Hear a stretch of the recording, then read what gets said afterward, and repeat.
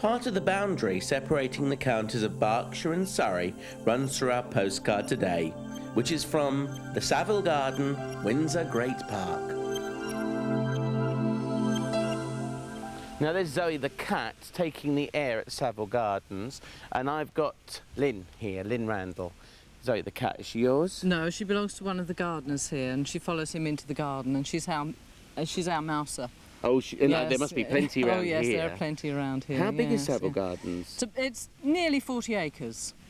And part of Windsor Great Park? Part of Windsor Great Park, yes. It was set aside by Eric Savile when he was Deputy Ranger here in 1932. And he started to garden here in a small corner at the top end of the garden. Very keen on horticulture, a very great landscaper. And what he was doing got to the ears of King George V and Queen Mary, and they came along and had a look. And they said, reputed to have said, "Very nice, Mr. Savile, but isn't it rather small?" And which he considered to be his green light. And so he started to extend it from a little bog garden up to the 40 or so acres. And we've got this beautiful lake pond. Yes, well the pond it's all been dug out by hand. It follows the line of a stream that comes into the garden. The park is crisscrossed with ditches, drainage ditches. And a ditch came through this area, so Eric Savile utilised this, and we have a stream at the top. Then he widened this to make a pond, and going further down, another stream and another pond. And all dug out by hand. No JCBs in those days. No, no, a lot of people with shovels. That's right. Well, which way should we go? Well, let's go this way towards the herbaceous borders.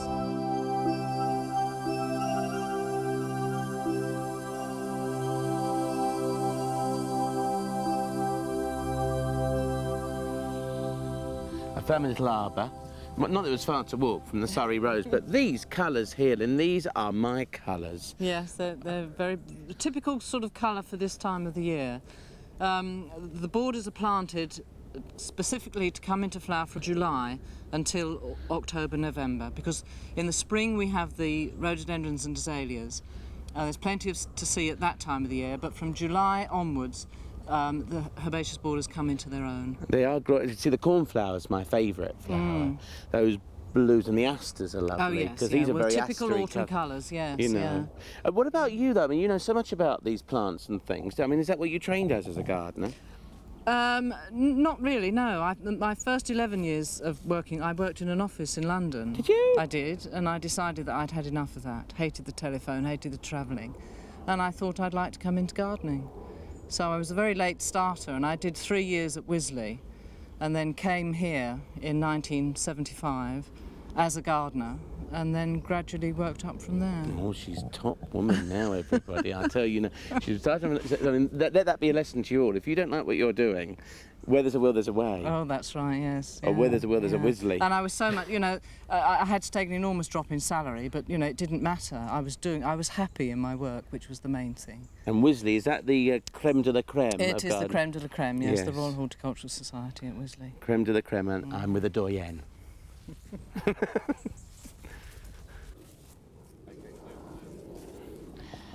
This looks an extremely unusual tree, and it looks as though it's got about 8 or 9 trunks. Yes, well, it is unusual. It's called Podocarpus salignus. It's a Chilean pine, and it started its life there as a box of seedlings. So it's not one plant, but several. Ah, hence all the trunks. Hence all the trunks. And this area was originally a nursery that provided trees for the rest of the park. And when Eric Savile started to develop this, he utilised that as a centrepiece for the herbaceous borders. That was the strength of his vision. He could see what it would eventually look like. So we've got this lovely view then of all the plants and everything. It's almost like a crossroads, isn't it? Oh yes, almost. Yes, it's a focal point. You know, when you said about a Chilean pine, I always think of that as the monkey puzzle tree. Do you know what I mean? With all sorts of looks odd in some people's gardens. When I say it's a conifer and it's from Chile, right. It's not actually a pine, but then nor is the monkey puzzle. Right. But it's a coniferous plant from Chile. It's lovely, isn't it? I mean, I love all of that tangle of leaves. Yes, it's very unusual. It is. Now, there's all the woodlands over there. You're saying about Savile Gardens being notably a woodlands park, really. That's what we've always in the past been noted for. But as you can see here, there's plenty of colour in the summer, and we have several rose gardens as well. Well, I can see a wall over there. What's that? Was that the boundary with anywhere? Well, that forms one of the boundaries of the garden. On the other side is a ride that we call them rides and not roads in Windsor Great Park. Oh, they're rides. Yes, that just goes past. But the wall is interesting in that most gardens, big gardens in England, have a house, and that provides a wall. But there's no house here.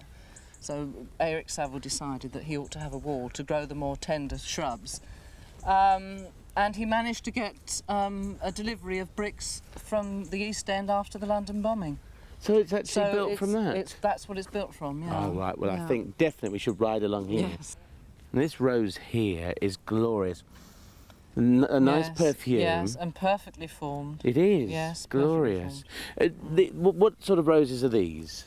These are the hybrid tea roses, which most people know. A smaller number of flowers, but bigger flowers. With the floribundas, you get smaller flowers and a lot more on the stem. Yeah. Now, how do you cope with a garden of this size? In fact, a garden of any size, with bugs and insects, things like that. Well, we do try to keep the use of pesticides to a minimum in the garden. We don't really like to use them, but with roses you have to have a spraying programme, and it's mainly against black spot and mildew and green fly. Well, I think, you know what strikes me about you? You definitely did the right thing leaving the office, because to be with, you are so unhurried and so relaxed. This woman's great to be with. I mean, if you come to Savile Gardens, I don't know if you'll be their personal guide, but you get this wonderful feeling, don't you? We do have friends of the Savile Garden that do organise guided tours for people if they wish, and I'm around. Yeah, but are they as friendly as her? My friend. Go for a little stroll.